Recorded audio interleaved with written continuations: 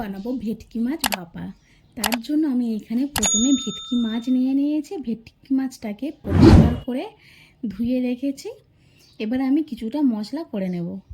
প্রথমে আমি 1 টেবিল চামচ দিয়ে দিলাম কালো সর্ষে, আর 2 টেবিল চামচ দেব সাদা সর্ষে, আর চা চামচের 2 চামচ দেব পোস্ত, 1 চামচ জিরে, 3 থেকে 4টে দেব কাঁচা লঙ্কা, আর 1 টেবিল চামচের মতো দেব চালমগজ দিয়ে জল দিয়ে আমি মশলাটা বানিয়ে নেব। এখানে আমি ঢাকনাওয়ালা পাত্রেই ভাপাটা করব, তাই টিফিন বক্স নিয়ে নিয়েছি। ওর মধ্যে 2 থেকে 3 টেবিল চামচ আমি টক দই, একটু জল আর একটু নুন দিয়ে ভালো করে ফাটিয়ে রেখেছিলাম দিয়ে দিলাম। তার মধ্যে দিয়ে দেব নুন, হলুদ, লাল লঙ্কা দিয়ে বেটে রাখা মশলাটা দিয়ে ভালো করে আমি মিশিয়ে নেব। এইভাবে আপনারা বাড়িতে তৈরি করুন।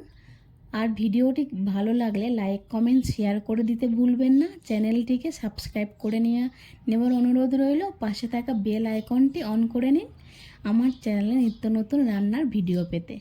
সমস্ত মশলা ভালো করে মাখিয়ে নিয়ে এবার আমি মাছগুলো মশলার মধ্যে দিয়ে দেব। দিয়ে মাছগুলোর ওপরেও মশলাগুলো ভালো করে এইভাবে করে মাখিয়ে নেব। এইবার আমি মশলা ধোয়া যে জলটা সেটা দিয়ে দেব। দিয়ে আমি এখানে কোনো কাঁচা জল আর অ্যাড করছি না। আমি 3 থেকে 4টে কাঁচা লঙ্কা ওপর দিয়ে দেব। কাঁচা সর্ষের তেল দিয়ে দেব। দিয়ে টিফিন বক্সের ঢাকনাটা বন্ধ করে দেব।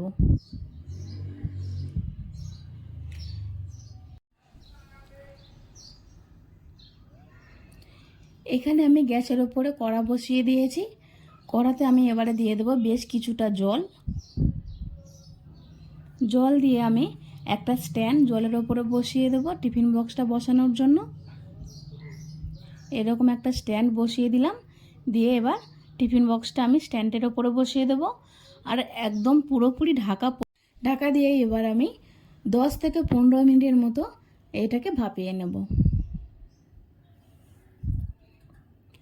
10 থেকে 15 মিনিট পর দেখাচ্ছি। এখানে আমি গ্যাসটাকে অফ করে দিলাম। টিফিন বক্সটা ঠান্ডা হলেই আপনাদেরকে খুলে দেখাবো কেমন হয়েছে। দেখুন তৈরি হয়ে গেছে ভেটকি মাছের ভাপা। কেমন লাগলো অবশ্যই করে কমেন্টে জানান। ভালো লাগলে লাইক, কমেন্ট, শেয়ার করতে ভুলবেন না। আর চ্যানেলটিকে অবশ্যই করে সাবস্ক্রাইব করে নিন।